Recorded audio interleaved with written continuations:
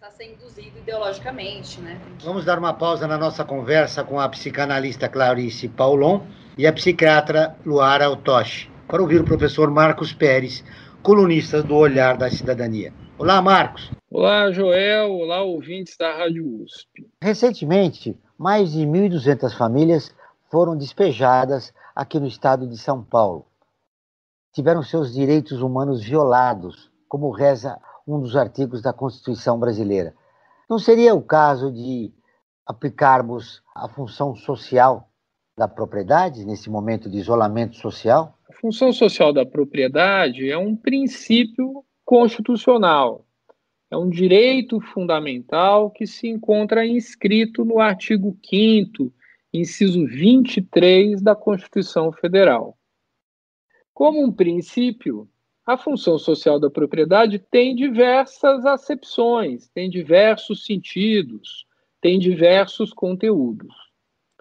Um desses conteúdos está relacionado com o bem-estar da coletividade, com o bem-estar da população. Desse modo, alguém que tem uma propriedade, por exemplo, numa cidade, deve observar determinados regramentos ditados pela própria cidade, para que o uso daquela propriedade não se desvirtue, não se desvie dos interesses da coletividade.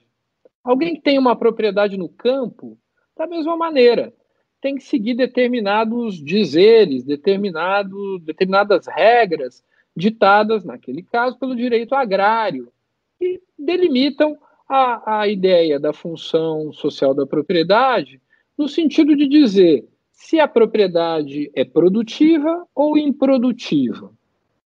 Dessa maneira, a função social da propriedade, ela assume, como disse, vários sentidos. O primeiro é esse, o bem-estar da coletividade. O segundo é o desenvolvimento econômico. E o terceiro é a proteção do meio ambiente. Então, bem-estar social, desenvolvimento econômico e proteção do ambiente são regras, são normas que se pode extrair desse grande princípio chamado função social da propriedade. Como é que ele atua? Ele atua em função de sua regulamentação legal, da edição de regulamentos pela administração pública, da edição de atos concretos pela administração pública e de medidas judiciais que preservem esse princípio. O juiz, quando decide uma ação de despejo, claro, ele vai ter que se ater aos argumentos que foram veiculados naquela ação.